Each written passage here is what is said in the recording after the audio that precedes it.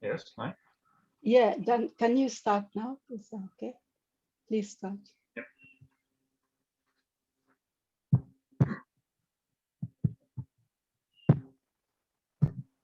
Hi, good evening, everybody, and welcome to our virtual event tonight under visual storytelling. I'm delighted to bring you an expert speaker in this field, somebody who's been doing this almost all her professional life, and I'm sure that there'll be something that we can all take away from this tonight. Now, before we start, just to let you know the format of this session, all attendees will be muted. So if you have any questions, then please use the Q&A function of Zoom. This session will be recorded and will be available later on YouTube on our PMI channel. Just so you know, there'll be some participation on your side required in the form of polls. These will be run throughout the session. And after the event, then all slides will be emailed to all the attendees.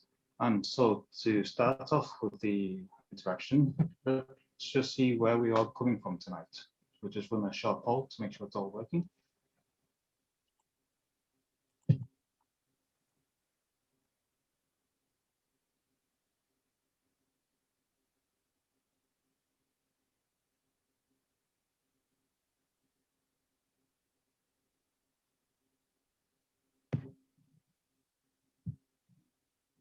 Okay, so that's quite nice. Obviously, the majority are from Switzerland, but we have a few also in Asia and Africa, and even going as far as Central and South America. So that's very interesting for us to see. Now, to let you know how this will run tonight, I'm just going to introduce you a little bit about the PMI chapter. Obviously, Petra will be taking over the main content of our presentation tonight, and then I'll just be closing up around 5 minutes towards the end. So how it started for us last year? Well, it was actually very, very nice. It was very busy as per normal with our annual members meeting. We even had our PMI CEO, Sunil, joining us in our session in Zurich. And then the world happened. Obviously, a lot of things stopped. Everything was massively disrupted. But that did not stop us. We continued to do as best as we could, and we launched our first virtual event in April. This was followed then with a virtual monthly coffee meetings with the board, which allowed us to keep our engagement with our members to allow you to get closer to our board. Our social media channels grew with our social presence, and also our social good work that also became very active. We installed new HR processes, and as you can see at the end of the year, we had quite a lot of participants in our events. We have a lot of members from our Switzerland branch. And on that note, and bringing us together with our board, I would like to introduce you to our VP brand from the PMI, that's Aga. Hello, guys. Thank you so much for having me tonight. I'm here more than happy to introduce you to our game that we launched especially this year, because as you can see, we celebrate 20 Project Management Institute in Switzerland, 20 years of being on the market and providing value to our members, and also bringing people together, and also give you an opportunity to exchange your knowledge and also get some knowledge. So what we do and what do we plan to do it this year for you is to invite you to join our game.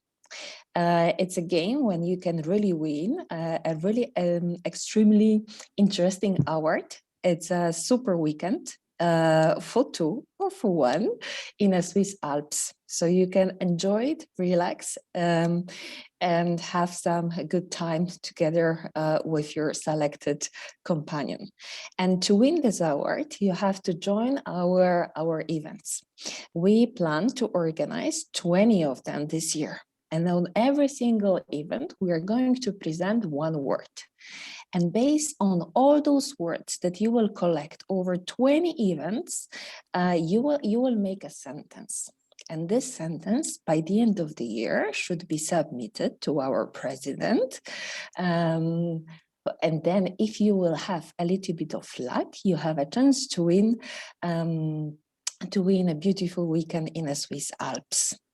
And the winner is going to be announced next year during our annual membership meeting. So I keep my fingers crossed for you, and I'm going now to reveal the final, the word for today, that is lead. So fingers crossed, good luck. And yeah, I'm happy. I would like to invite you to join other events. There are still 14 words left to collect. But now I will hand over to Petra, who will give you excellent presentation about visual storytelling. So enjoy the event and all the best. And once again, good luck, have fun. Thank you. Thank you, Aga. So just so people are aware, the interaction we would like to have during this event is with a Q&A session at the end. So even during the event and during the presentations, if you have any questions, please use the Q&A feature, and then we will tend to the questions at the end of the presentation. So as I mentioned, this presentation tonight, or this webinar tonight, is about visual storytelling. The speaker I have to you is truly an expert in the field. She's an award-winning keynote speaker, author of 3 books, and has 25 years in her field of marketing, PR, and communications, working with big names such as BMW, Burger King, and Dr. Smith Fine. There aren't many other people better for the subject, so without further ado, I will hand you over to Petra herself. Petra, all yours. Thank you so much, and what a pleasure to be here, and also what a great game. So I'm very much looking forward also to participate one of your next sessions, if I may, and collect more of these wonderful words. Yeah, thank you for being here, and we're gonna right now jump into our topic for tonight, which I gave the title "Images Win Over Text," and there you already see how I think it's gonna quite important to talk about images as the world is changing out there. So even whole communication is changing, and it's not so much only the communication for external, also for internal use is changing. How we talk and how we communicate to our teams, project teams, inside a company, within, or to our colleagues, and how we share information. I think a lot of changes going on there. And images are definitely a part of this. But before we go and dig deeper into this topic, I have a first question to all of you. You already done one of these surveys or polls, and there is Anya in the background somewhere. She is the master of the survey. And here is the question I have for you. So how do you rate the importance of images in your day-to-day communication? So as a project manager, when you use PowerPoint, I assume infographic, when you present to your bosses, when you present to your team, how important are images? And when you explain a project, when you talk about results, doing reports, how often do you use images? How important is it? So, and it's already working. I do see some results already, and I think we are pretty good. Here is the result, and I think that's the reason why you are in this session. So most of you say images are very important, and that's a good starting point for me. I like that very much because you have already the right mindset.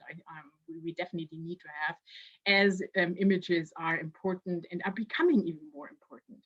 When we look a little bit into the past, over the last 10-15 years, visual communication increased massively. So for those who may remember the BlackBerry, I was so proud when I had my first I think I became senior manager in a huge agency, and it was a kind of status symbol to have a BlackBerry.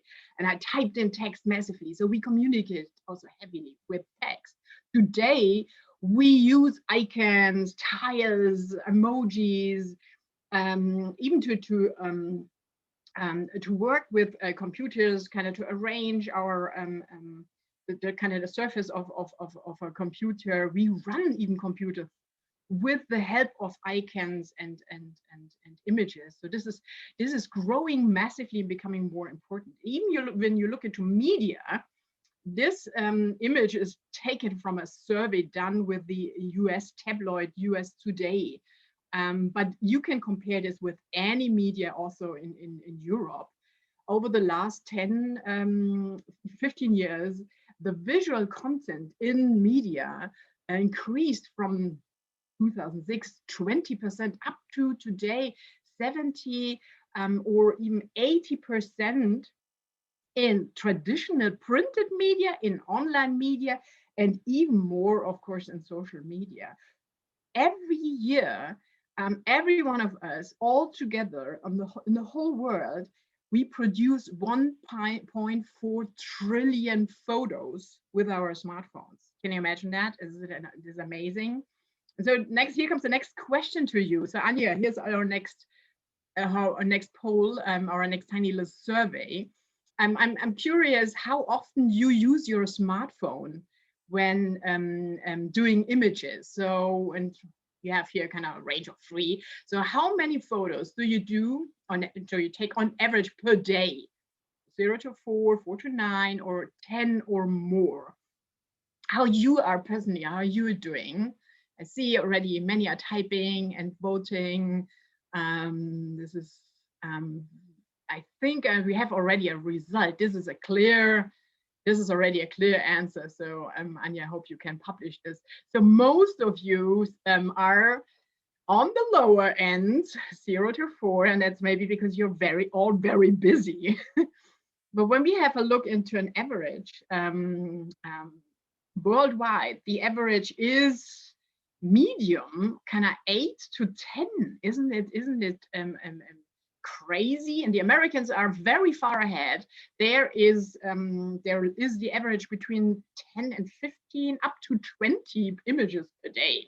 So this looks like that there is even more content or even more visual content coming towards us. We also call this kind of a visual tsunami.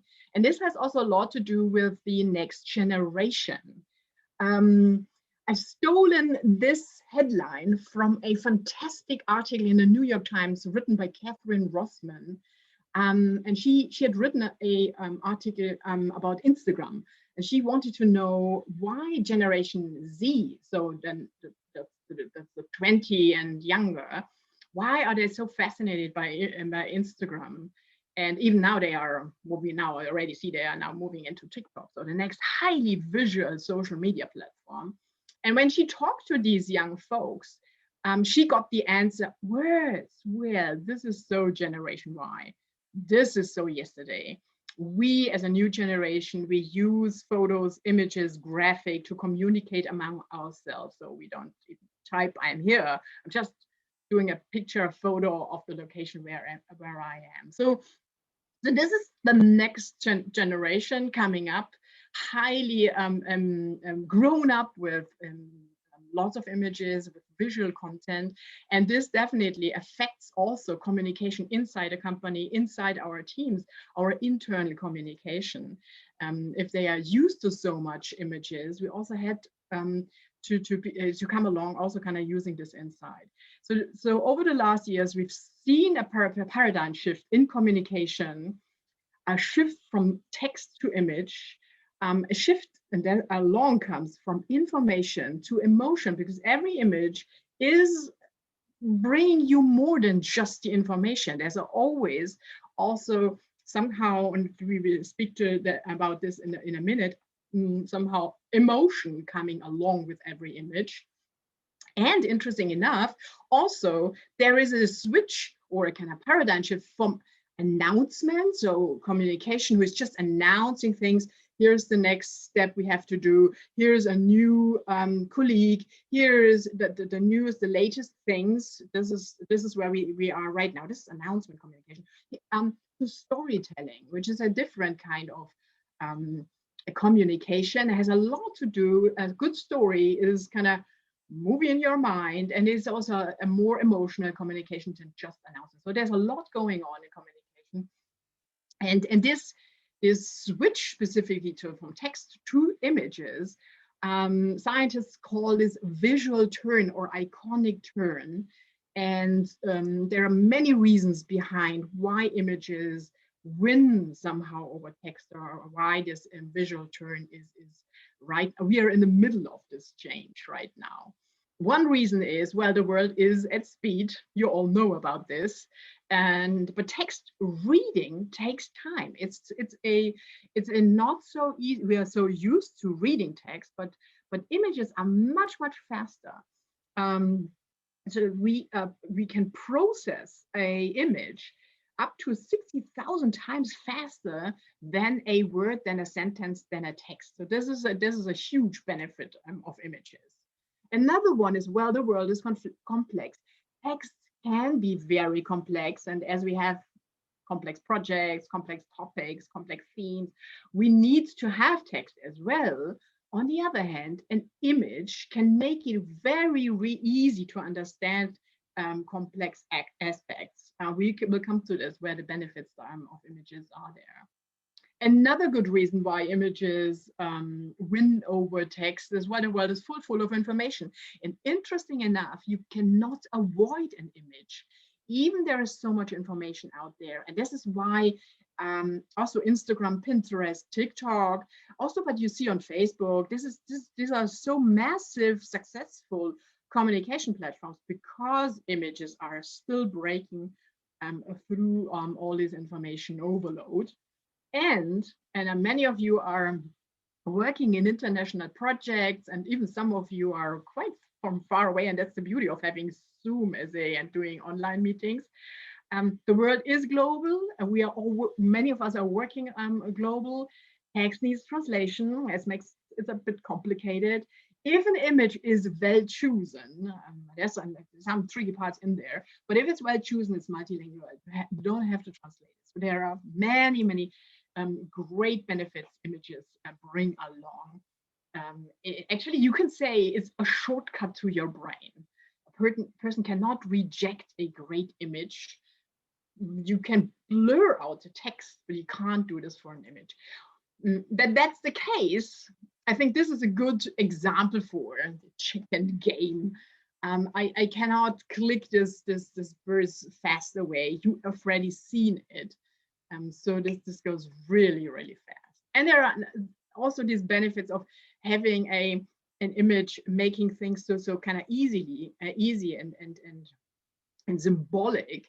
When I would ask you to describe a circle in words without using the word circle, it can become quite complicated, and it will end up in a maybe complicated sentence. So it's a line, a rounded shape, no end, no beginning, blah, blah, blah, blah, blah.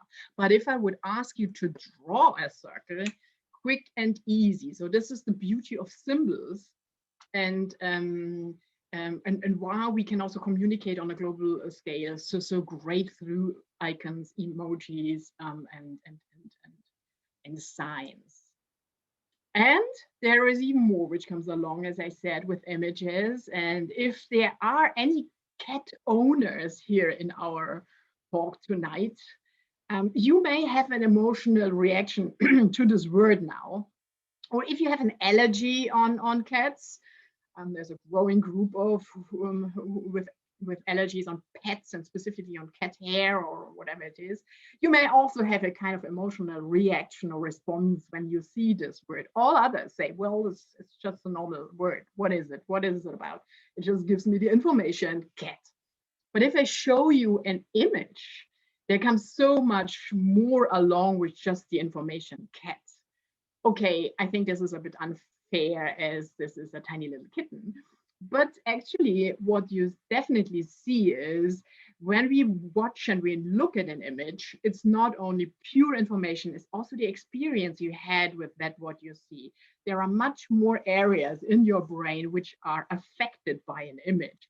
And that's the interesting part from a communication side onto this. If you want to dig deeper into this, I'm sure many of you are aware of this fantastic book by Daniel Kahneman, Thinking Fast and Slow. He has deserved this Nobel Prize for his thinking in this book, and it's so well written.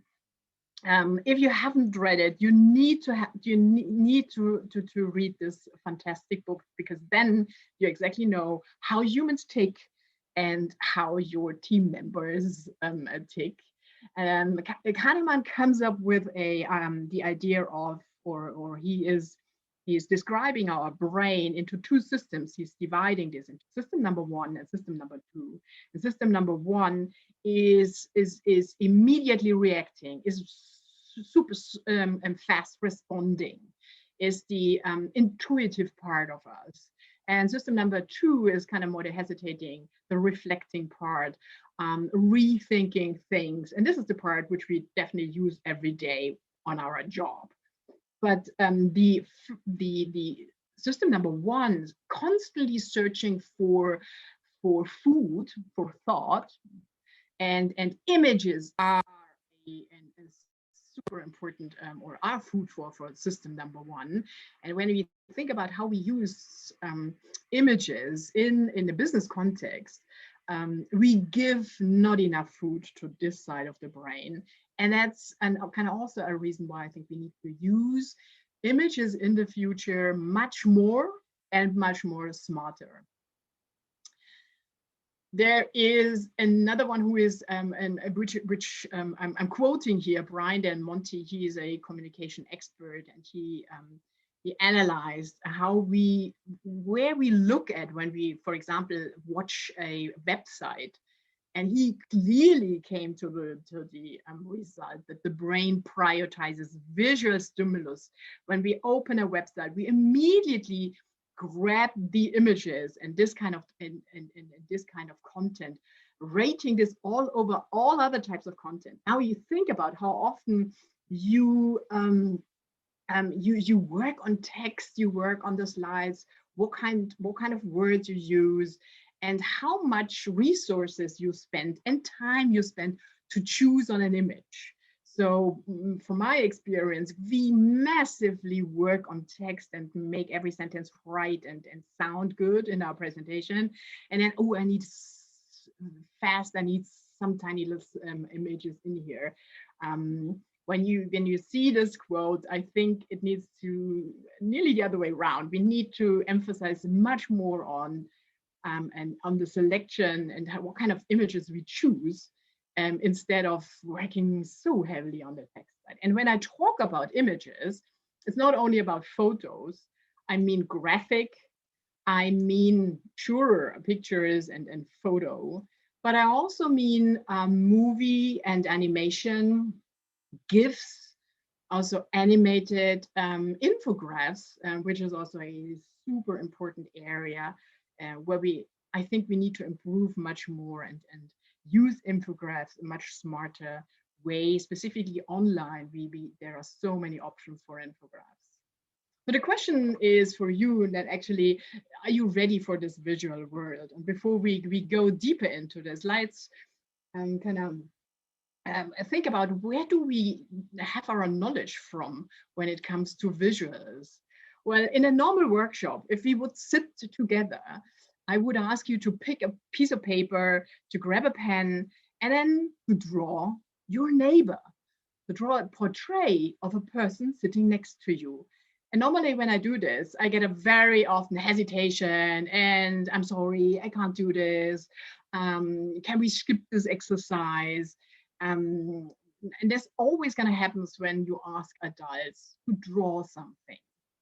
But when we look into our childhood, we've used to draw and we didn't hesitate to draw. Well, actually, at the age of 1, babies grab somehow by coincidence a piece of paper or just a pen and went to the wall. And they learn something very fantastic. They learn that they can make a sign in this world, or leave a mark in this world.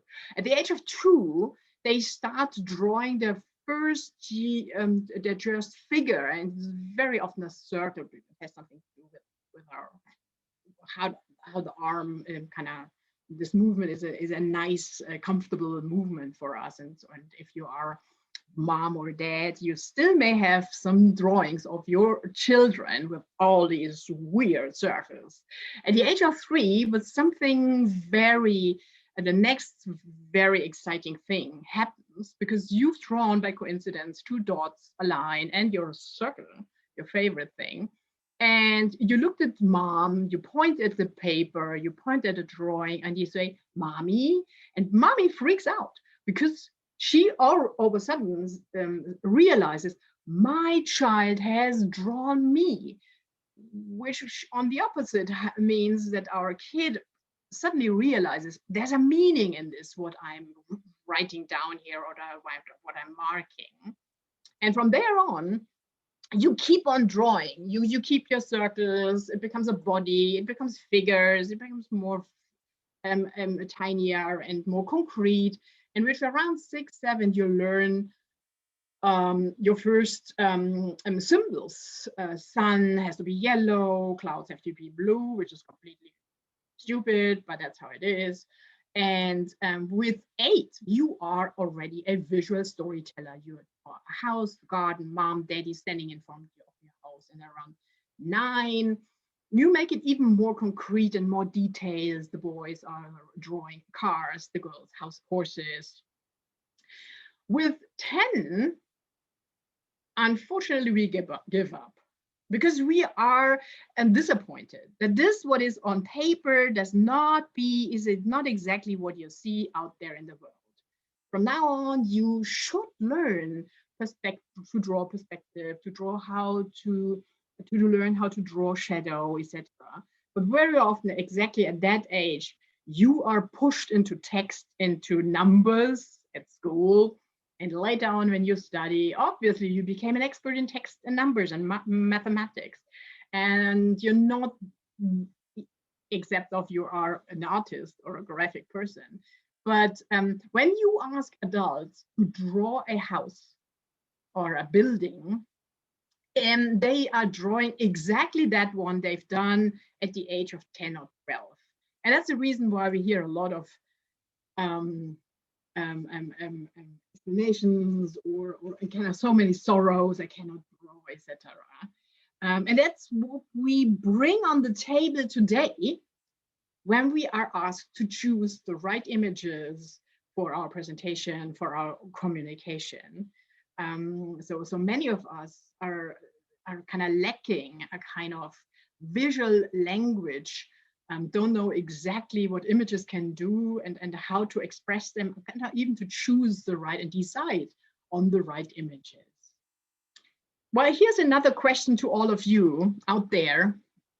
And Anya, you're gonna help us again, kind of setting up this survey. I'm curious, as many of you said, images are so important for you. For what purpose do you use pictures? This is a PowerPoint as an example. I assume many of you are using PowerPoint, but what are you using them for? What's the main purpose when you search for pictures? Is this for decoration? Is it for visualization? Is this entertainment? Is it motivation? And already in this 4 answers, you see 4 different purposes, reasons why you choose or why you present a image. There are many more. I think we're already done. Everyone has a very clear result. Most of you use it for visualization. So you have a topic, and next you assume this topic is presented in text, or you talk about it, and then you need, this sounds obvious, you need an image which is showing what you're talking about, which is one purpose, how you can use your image, but they can do much more. It's more than just decoration and visualization.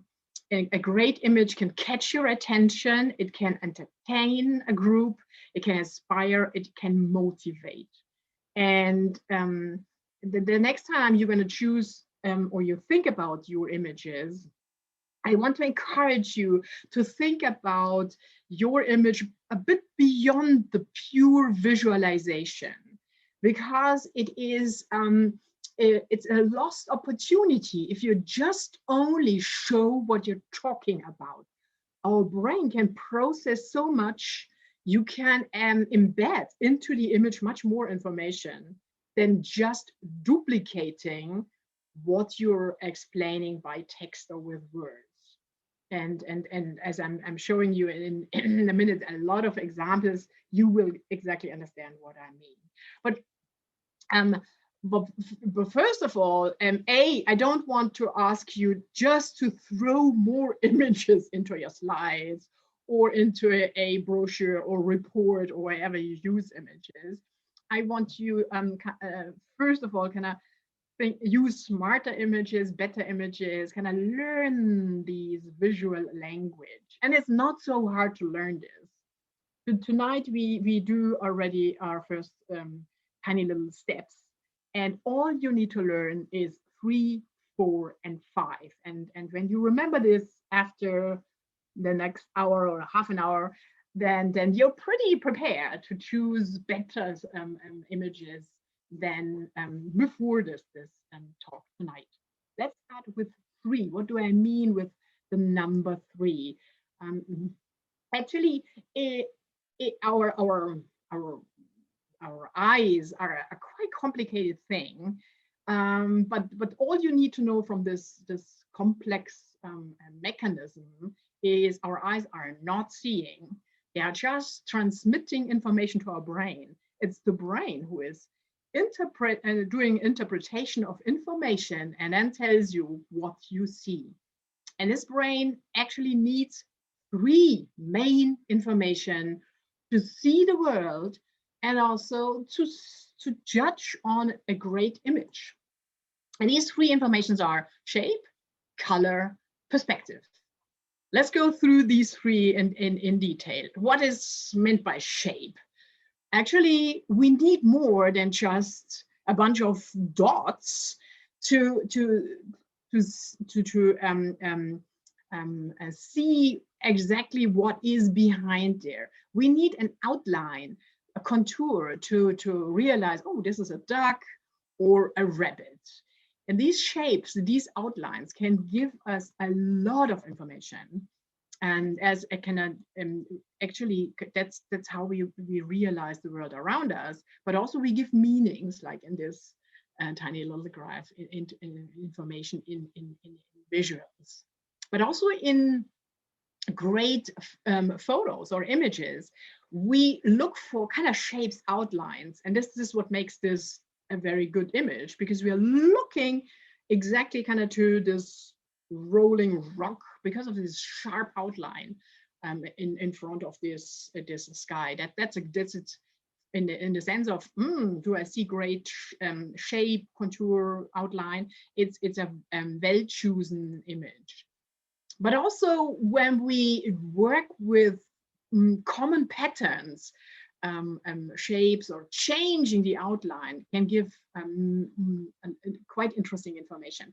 This is taken from the worldmapper.org, a wonderful website where you see a lot of infographics. And the world map is morphed or changed, or the contour of each continent is changed depending on the data behind it. Here we have an overview on the McDonald's restaurants, I think 2019, around the world. So obvious there are many in the US. So the US is blown up as in the normal ordinary map. And Latin America is this tiny little shrinking small. Or for a comparison, here is the map for the Michelin guide with the 3-star restaurants 2018, and there are so many in France and in Europe. So this is a huge blown up in the middle and very tiny. Oh my God, in Latin America, poor them, it's so small. Or maybe the Michelin folks from the guide Michelin should have a better look at these continents. But the idea behind is just if you're changing just the outline of well-known pattern, this can give you additional information and entertain and motivate also your customers or your audience. Color, another very important component, information when we watch things, when you look at things. It gives so much more information if you sprinkle, for example, in these graphs, some kind of color. but also if you use much more colorful photos in your presentation, makes a presentation much more live and vivid. I see so many presentations and talks with all these blurry blue images, and all look the same. So try out and be more brave for using colors wherever you can, because our eyes are really such a hungry for these kind of information. A wonderful example for using color and shapes or outline is this advertising campaign by the World Wildlife Fund. They use the information of the pixels in an image, in a computer generated image, to represent whether an animal is on risk or is kind of fading away, or is still quite vivid and don't have to be protected. So this is the African wild dog, estimated between 3,000 and 5,500 remain. It's not too much, but you still can see it. And so you have the color, and you have now quite the outline of a wild African dog. The Bengal tiger, he's only 2,500 are remaining. It's already kind of blurring, but you'd still see the colors which make this fantastic animal. But the Amur leopard, only 60 are remaining. You can't see him anymore. So blown up the pixels, you can't see the shape. You just have a vague idea of the colors. Wonderful example. As you will get the presentation afterwards, have a look into this link. There are 20, 30 more images, great representation, and how you can use color and outline as an extra information in an image. Perspective, the third one. This is the information far away, close, tall, small. And this is how we do our orientation. And you are familiar with all these visual illusions with these images who trick our eyes, and just to assure you, these columns are all the same size. But using perspective in an infographic, an infograph can give you so much kind of rich information. When you get the presentation, have a link into this. Is a wonderful infograph of the done by the New York Times, and it shows how fast Usain Bolt was at his world record at the London Olympics in the 100-meter sprint, and they compared him to all 116 winners, Olympic winners in all Olympic Games happened in the past. A great perspective, and you can even change the perspective in this infograph. One very well done, very great. So how you look at something can give you an interesting perspective in between an image. And also, you can use images kind of also here to trick our eyes. This is also used kind of, this is from an advertising on a shampoo, Garnier shampoo. And first, you may think this man has a beard. No, a woman with long hair is standing in front of him. And so just to give you a clue on what's meant by perspective. So we have shape, color, and perspective already as a great source of information to choose more interesting images. But not every image, every photo, every infographic is kind of the same. You may be kind of interested into the survey Getty Images has done over the last 5-6 years. Getty Images is a photo data bank. You can buy photos, graphs, videos from Getty. The biggest agencies, the biggest companies, communicators around the world are working with them together. And this goldfish in a bubble, and there are many different types of this topic, was one of their best seller over the last years. But these kind of stock material or symbolic images looks like that they are less and less attractive. And because Getty Images are selling less of these kind of stock material. Instead, there's a request for a new kind of let's say quality of images, and they call these images strong images. It's not a very smart branding or name, strong images. What should that mean? But you should actually at least remember the 4 criterias how you can identify strong images and why they are different to this symbolic and stock material, or this symbolic imageries which we've seen so often and which we are used so much used to. So what are these 4 criteria? As A, authenticity, which is a not so easy. Well, it's a complicated word. What should authenticity mean? What exactly is meant by that?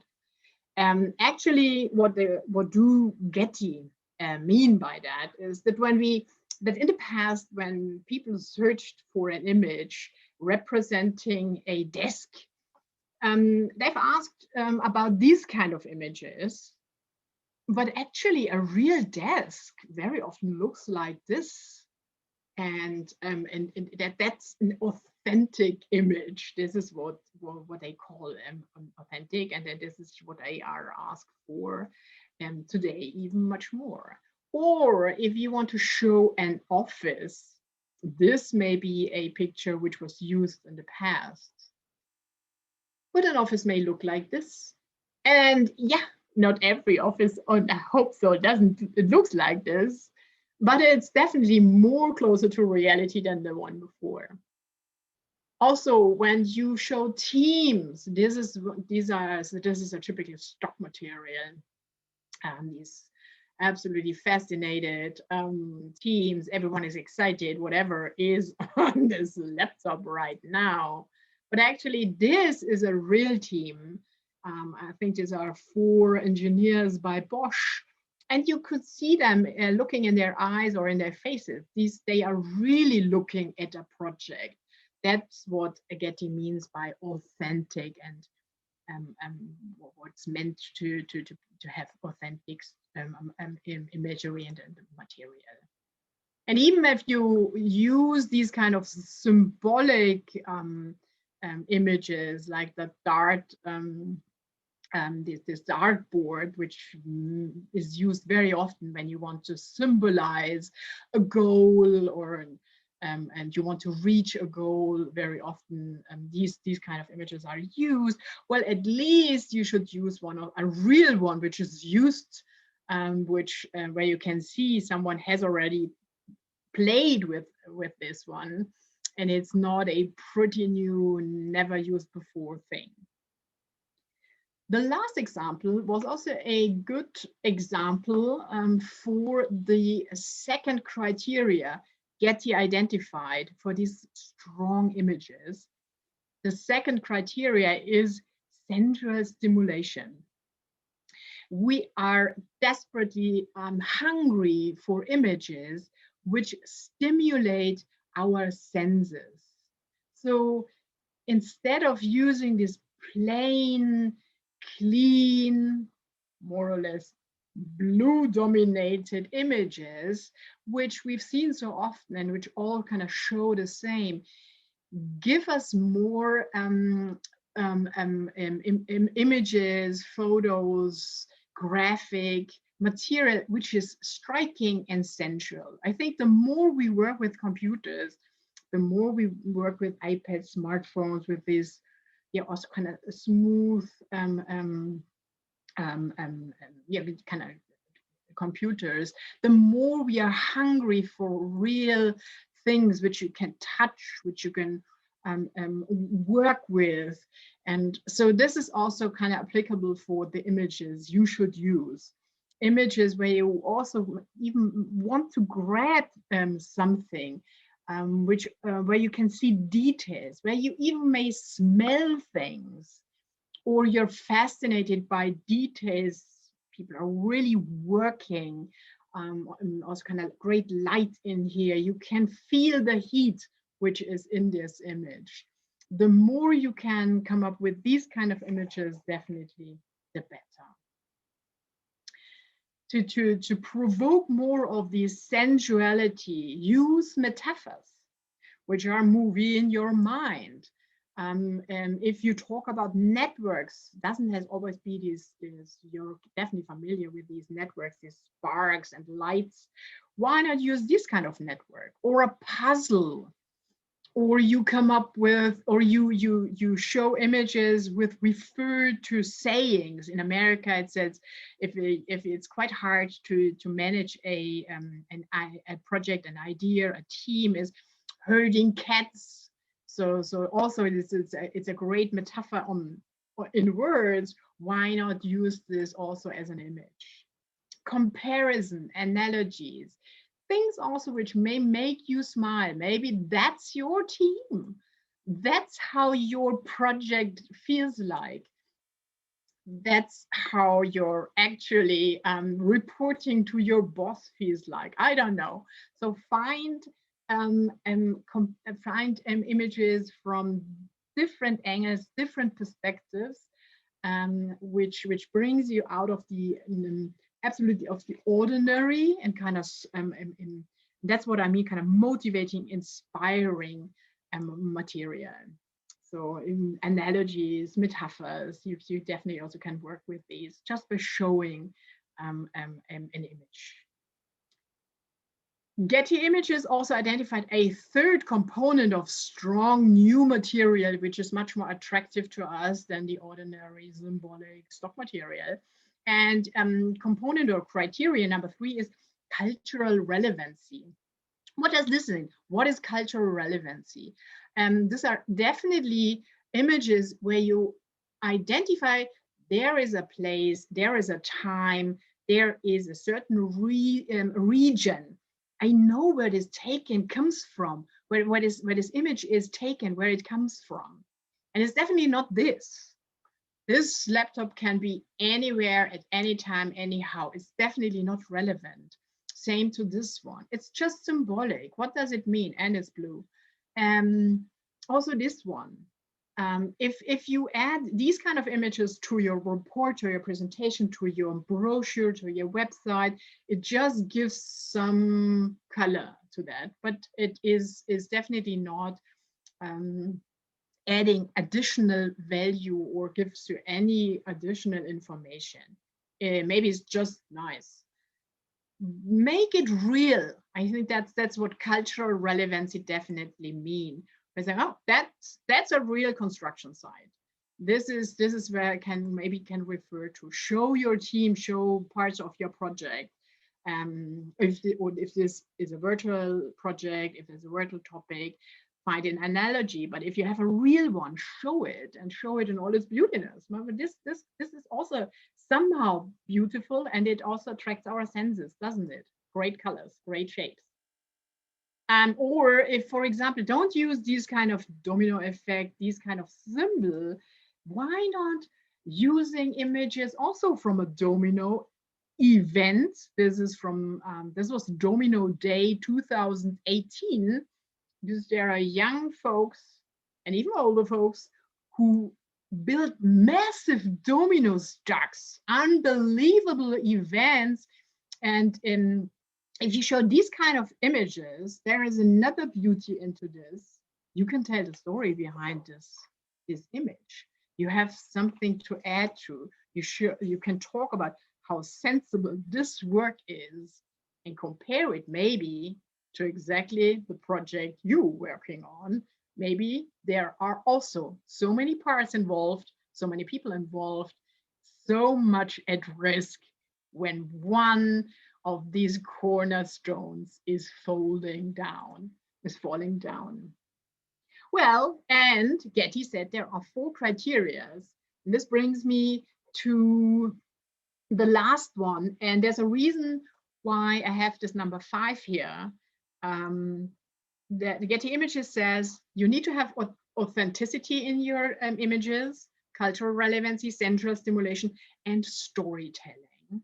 And storytelling itself has 5 components, and I come to this in a minute. But first of all, what does this mean to have visual storytelling, to tell a story in one picture? Is this doable? As many of you, I'm sure, know, a story has a beginning, a middle, and end. Is a linear telling. There's something happening. There's a chronologic inside. So a picture is just one moment. It's a frozen moment. How can this be a story? Well, actually, a image can make you curious about the story behind, and this can be fantastic images. So here's one from Switzerland, and I've seen so many of you are from there. It is a picture made by Mammut, and the outdoor gear, and have outdoor dresses, and also gear for bouldering and for climbing, mountain climbing. A very traditional company from Switzerland, a fantastic brand. And they've been founded 150 plus years, the same year where the Matterhorn, this famous mountain in Switzerland, was climbed first. And to celebrate this, their anniversary, and this first heroic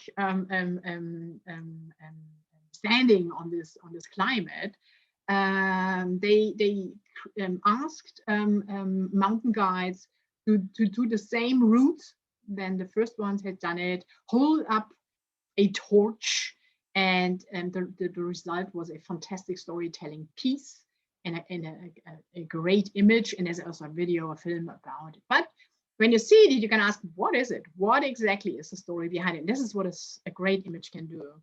But also here, what I found, kind of, what kind of toilet is this? Or what kind of hut is this? I want to know more about this image. I want to know more what happens here. Maybe it's one of the most dangerous streets in the world. I don't know. Maybe it's a great comparison to our project because we are at that state. When you show these kind of images, you definitely have the attention of your audience, of your viewers and listeners of your audience. You can tell the story of this picture and you can combine it to your main topic. What is the story behind here?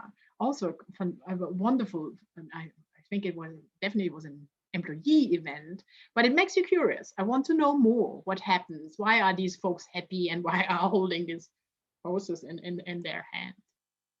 Why is there a water, a swimming pool hanging somewhere around, hanging from a bridge, I assume? What are they doing? And is this the same state as our project has, hanging on tiny little ropes? Quite dangerous. That's the idea behind images who make you curious about their story. On the other hand, what you also can do, and what an image can do, is quote a story, a well-known story or a well-known person. Why not sprinkle in one of these images? Everyone knows Elon Musk. You want to know what happens at that moment. Can we combine one of his crazy thoughts to our project? Or here is another one. Everyone knows Arnold Schwarzenegger. Everyone knows where he comes from. This in the back was when he was 20, he was a bodybuilder. Today he is an elder statesman. So there's so much development to be seen in just this his whole story is in this one picture.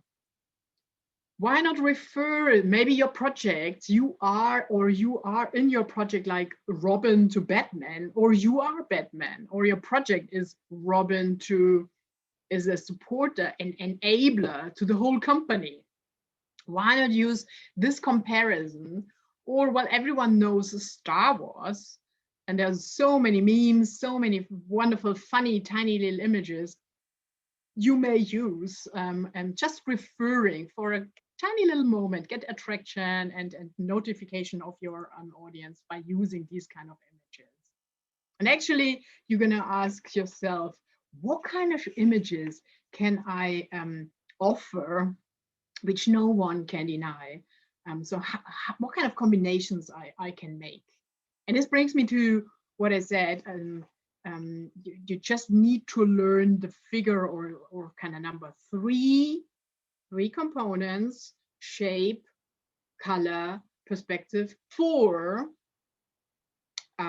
authenticity, sensual stimulation, cultural relevancy, storytelling. And here comes 5, because what makes a great story? What is the secret of great stories?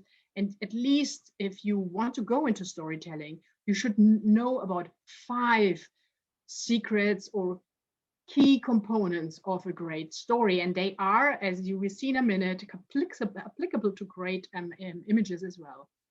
So A, every story needs a good reason to be told. So behind every fairy tale, there is a learning. So whenever you tell a story, there's something beneath this story, which we call storyline. What happens is the plot. Let's say Harry Potter. Everyone, I assume, knows Harry Potter. He's going to Hogwarts. He's learning. He's getting all his capabilities, and then kind of in the end, he's overcoming the biggest enemy ever you can think about. So this is the plot. This is what happens. But the storyline beneath, or what is in all these 7 books through thousands of pages, is always the same learning which we get through these books, which is how important friendship is. Harry can do nothing without his 2 friends, and then the group of friends is becoming bigger and bigger. So this is the reason why this story is told to us. So also in business, when you think about a story, when you're doing storytelling, you need to have a good reason to tell the story. This is one component of definitely a very important component. Second, you've heard about this. Every story needs a hero. Well, but hero is not a very good word, because we think of Superman and Batman. The more important one is a protagonist. Storytelling is about examples, and it is about one single person which we get to learn and which we understand. And here comes in component number 3, is confronted with somehow with a conflict or a problem. Every great story starts with a conflict. Robert McKee, he's a consultant, a storytelling consultant for script writers and directors in Hollywood. 60 Oscar nominees and now 60 Oscar wins go onto his consulting. So he's a really good guy. He says good stories come from the dark side. So when you want to tell a story and when you want to capture the attention of your audience, don't talk about expectation is met, everything is going fine, this sounds boring. We are hungry for learning about conflicts, and even more learning about protagonists, heroes, main characters, human beings who are confronted with a conflict, and we want to know how are they dealing with this? What can we learn from this? And out of this comes number 4, which is important for a good story. Every great story touches our heart, is emotional. So this is why we tell stories in an emotional way, even in business. And when you do storytelling, don't use your normal complicated words. Go into the normal day-to-day words, which bring details and tell us what's really happening. And then we have number 5, great stories go viral. And I don't mean by that viral on the internet.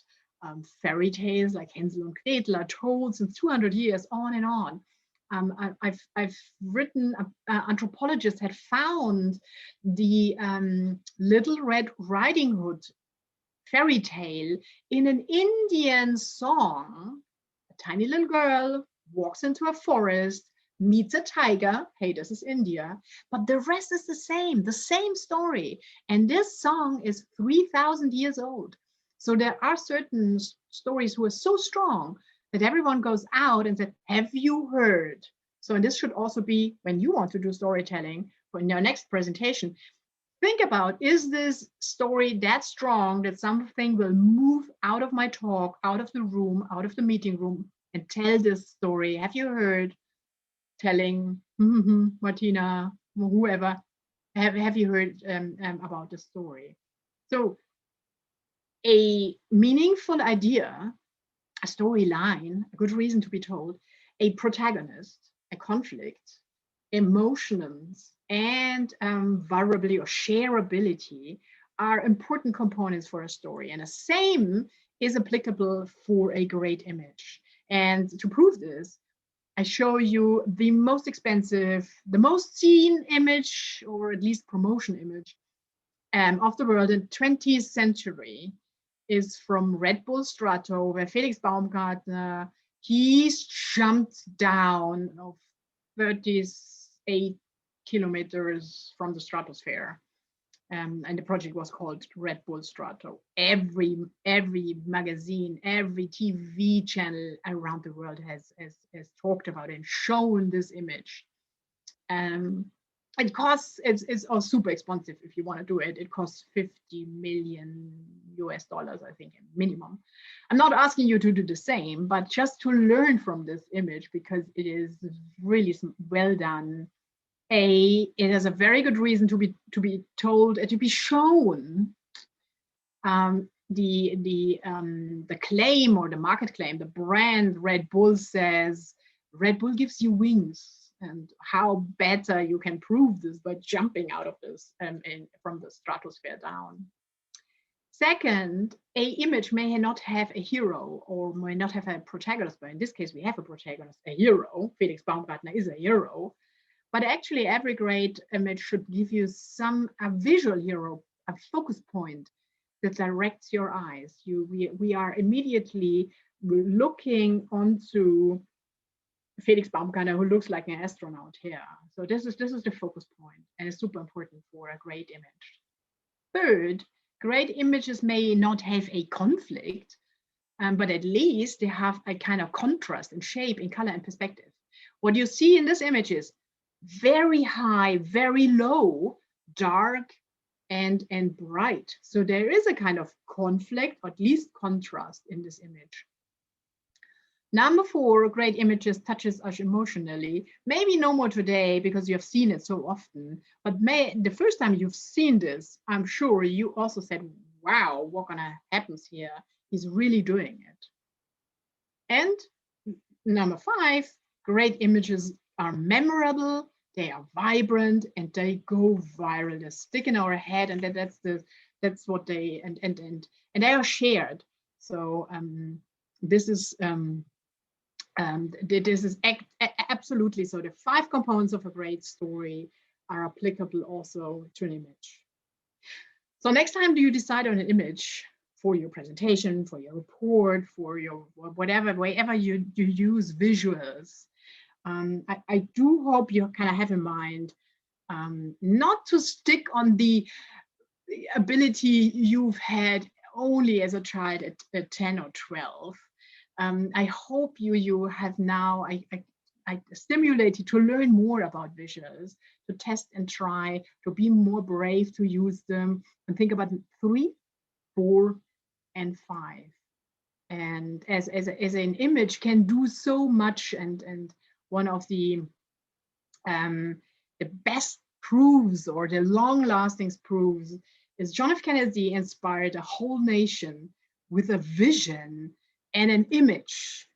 In the end, kind of he promised his nation to be first on the moon, and we all know this is an iconic image which we have in our visual archive. Every one of us has a visual archive. It's an iconic moment.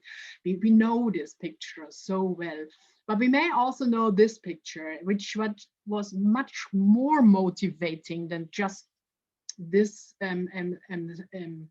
tiny little step on the moon and a big one for humankind. Because for the first time, we saw Earth from outside, and we saw how blue it is and how beautiful it is. And this motivated so many others still up today. It became, for example, the title image of the whole Earth catalog. And this publication was quoted so often by Steve Jobs, who said, when people ask him, what inspired you? He said, this was this brochure or this magazine, and specifically this title image, because seeing the world in its beautiness inspired me to go and to produce beautiful products and creating my business. So I'm closing down here, coming to the end, ask you, what's your story? And of course, what kind of images you're gonna use in the future, and hope you use more, and you use a little bit others, or you learned those ones you already use are already great ones. Thank you. And now I think we're heading over. I think there are some questions heading over into our conversation. We still have time. Yes, that's right. Thank you very much. Thanks for your attention now. Yeah.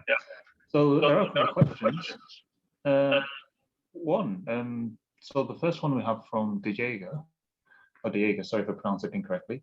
He says, I totally agree with your point of view about the power of images. So one question, so why PMI launched in PMI Choice a training slideshow of 600 slides just with words? Well, I didn't understand it from acoustic wise. So can you repeat it, or maybe I can read it also?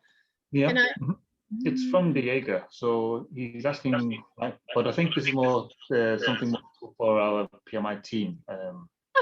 Okay, because I'm not aware of this kind of. Yeah, no, so I think we'll move to the next one. So I mean, Kebi asks, does size not count in the three: color, shape, and perspective, or is it embedded in one or all of the three? I think you can. Well, ideally, you have all three in one picture. Sure. But you can also kind of just pick one. So definitely, there are some pictures who are so super in color, and maybe not so good, maybe in perspective. And this is not a different view, a different angle. But well, yeah, the ideal one would be all in one. But if you select with these three criteria, if you're missing one of them, I think it's not that's not that much a pity. Even more important, I think, is with having on hand. I'm watching out now for color, shape, and I'm watching out for perspective. I do hope you got now criterias, or how you can define. I like this, and it's more than just I like this image or I don't like it. So now you can explain why it's a good one or why it's not so good one, and so obviously all three would be fantastic. Well, let's see this one, and I think everyone sees now my picture. I don't want to point down mine, but this is what we see right now. Okay, it could be better in color, for example. I think the shape is quite okay, what you see now with my portrait in the back. Perspective is quite nice. There's some blurry in the back, so we know Petra's sitting a little bit in and it's but the blurry, I think this is a glass and a bottle, makes it a bit more interesting. So we see Petra sitting a little bit behind. There's something in front, and it's not so plain. This makes it a bit more interest. But when you ask me, it would be better if I had another jacket, or if something even more colorful. So this is how I would judge on an image. Good. Oh, too long answer. No, that's all. I've noted that someone from the virtual events team would also like to answer this question. Which one? No, I just have a pop-up saying the virtual events would like to answer this question. The first one with the 600 slides. No, the second one. No, the second one. We'll move on to the next one. So a good question from Elena, because as you know, this is a project management audience that you're talking to. And she would like to know, what is a good way to visualize project risks?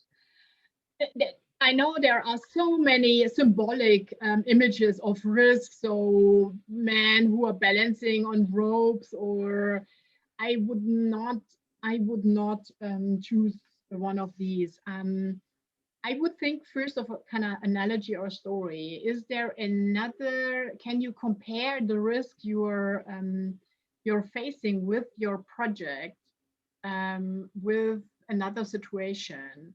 And then use the story of this. And what I mean with situation? For example, well, let's take Felix Baumgartner. No, there was this guy. There was another guy who jumped out of a helicopter without nothing, with no.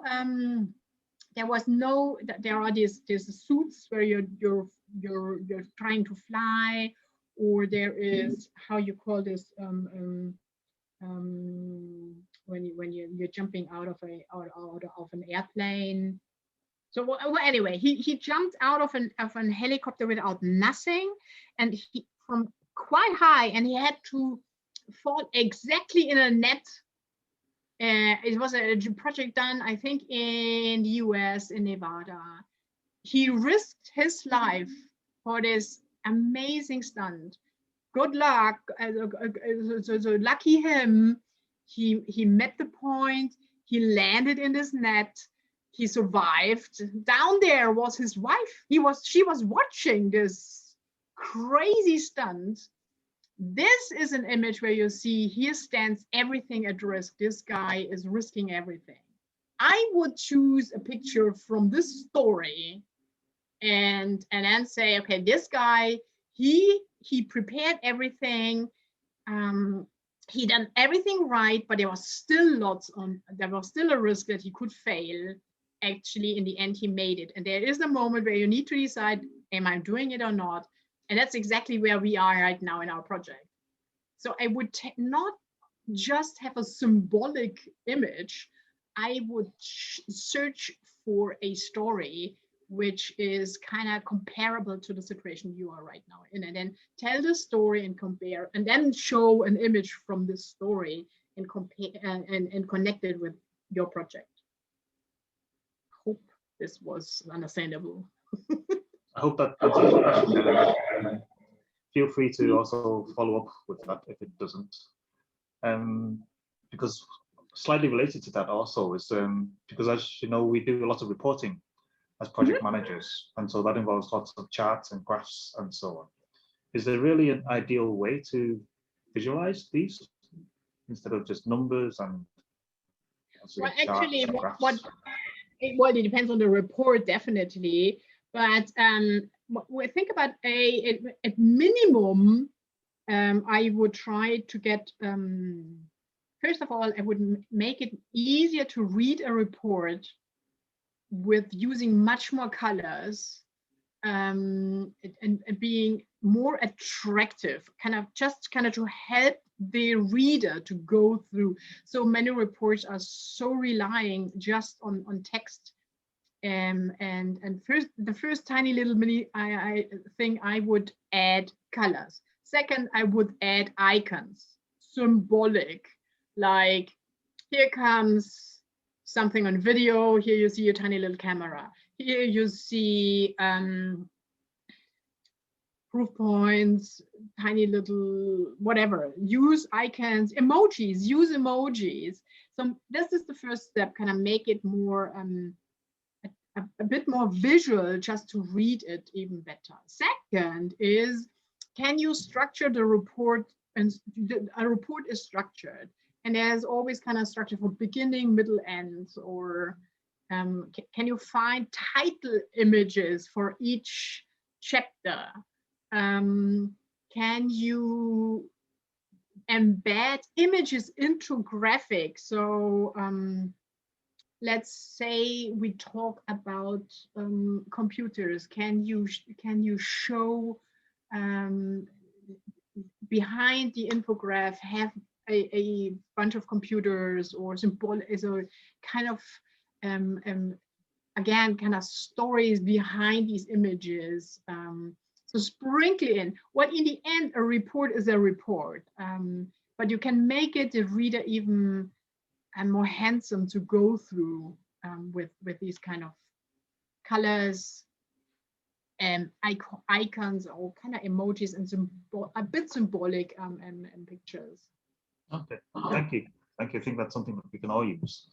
I have another question, also a nice one from Monica, regarding sites such as Pinterest and so on. Is it possible or even permissible to download these freely available images, or what are the copyright issues with these? Pinterest seems to be a fantastic source, but don't do it because you don't know whether you are allowed to take these. And even many of those who have their Pinterest board didn't ask didn't know the origin of the image. So be careful with Pinterest.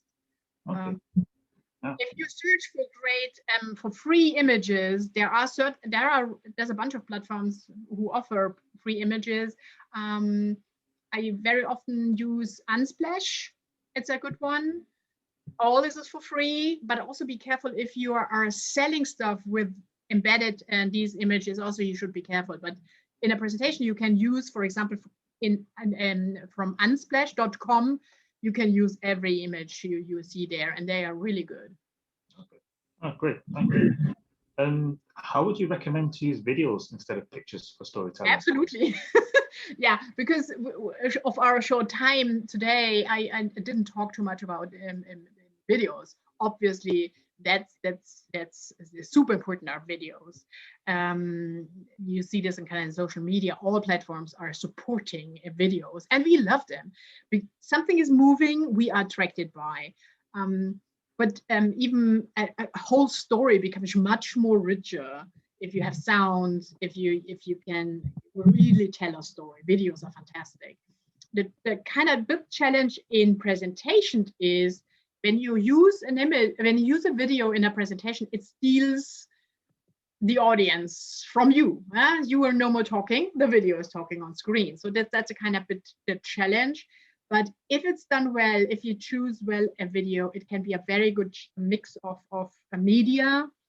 And of course, videos are super, super important. Also internal communication, or CEO announcement, project managers, reports should be done much more in video. Well, okay, it may fade away, but it definitely, if you have a report in a 30-second video, which will be recognized much more than your 100 PowerPoint slides. Okay. Yes, Christina has a good question. So obviously, lots of corporates have their own branding guidelines and so on. And therefore, the corporate templates environments don't really allow for much room for such things. Do you have any ideas on how to get them to be more sexy, as shall we say? I hate it. Can you talk to this team who came up with these corporate identity? No. Oh, corporate design regulations are important because so many don't know exactly what to do, etc. But try to expand as much as you can, or use an alternative. What you might do is, if you go, some went used instead of PowerPoint. There's other software which is comparable to PowerPoint, and there is no corporate identity regulation maybe for other for alternatives to PowerPoint, or you go beyond your PowerPoint regulations anyhow. So that's, for example, what you've seen in my presentation. I went beyond all regulations, even here, the PMI regulations. But it's a really tough and it's not an easy question. I would always prefer really to go back to this team, because many corporate design regulations are no more state of the art. They've been created in the 90s or somehow at 2000 around, or 2005. They are so rare in giving space to images. And it was, these things were done when we believed in a brand has to be a brand. We have to protect the brand. But the challenge is, in big companies, every presentation looks the same. So every content becomes kind of boring because it fades away. We call this fade away effect. So unfortunately, I have not the fantastic answer to you. At least we'll talk to this team and try what's doable. Okay, all right. Thank you. Philip is asking if you have any anecdotal evidence about which is more powerful, pictures of images of reality, altered or doctored, such as a human with a dog's head and so on, or animations and drawings, artwork, cartoons. That's tricky. It depends on the topic. It depends on the topic. If it is a smart drawing and giving you more information, or super humor, or is connected, can be much more than the real one. Cartoons are tricky because they can be quite complicated to look at. Even artwork can also be tricky. That the benefit of reality or real photo stuff is that you capture it, you process it immediately. It works super fast. I think that's always kind of the benefit of these ones. So Okay. so first, I think, come these real reality pictures, but it depends on the topic. And if you've already used so much real, you can break pattern and then go into a bit more artwork, can also then work as a next step. Okay, and then our final question for the evening before we close out is how important is it to choose pictures depending on the audience, such as senior management or your teammates and so on? This is, I think there's a certain agenda behind this. All humans are equal when we observe images. And maybe your older senior management may be a bit frightened or a bit upset that you haven't used this wonderful blurry time, but you grab their attention with these ones.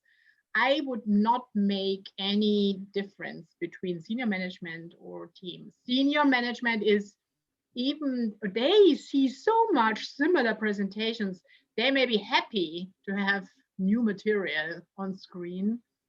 No, I would not make any kind of difference.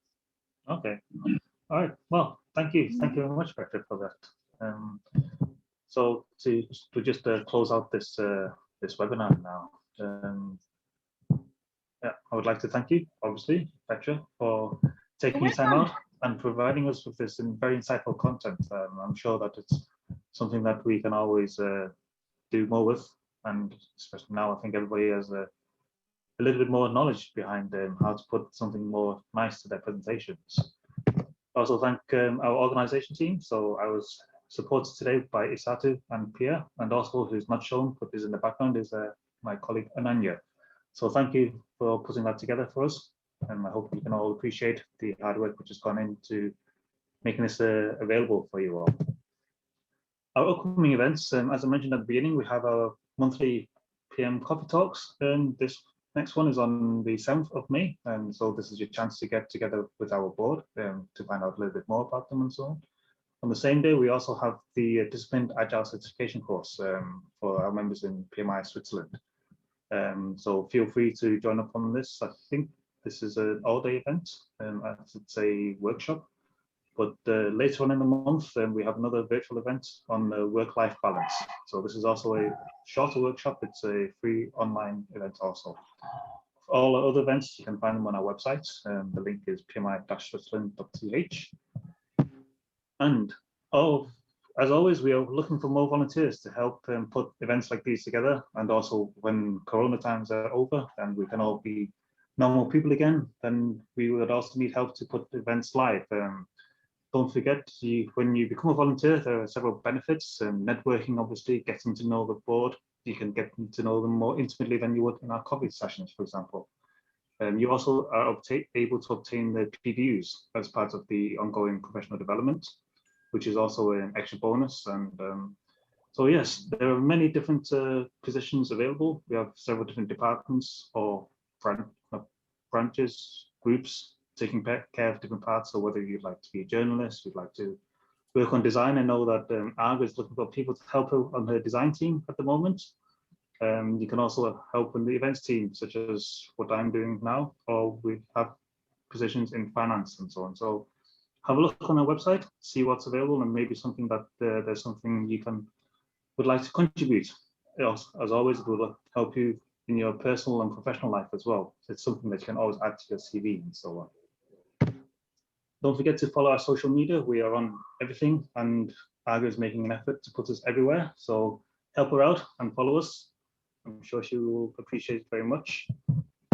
And to close off, please give us 3 minutes. And there's a survey. You can use the QR code or the link here directly and to enter our survey. I believe the team has also put it in the chat, and we'd appreciate if you could provide your feedback. It would help us a lot to gear our events more to what you're looking for, and also to improve if there are things that we need to improve with and so on, then we would appreciate it very much. And finally, for all our PMI members, the PDU claim code is here at the bottom. I will leave the slide up a little bit so you can write it down for when you go to claim your PDU.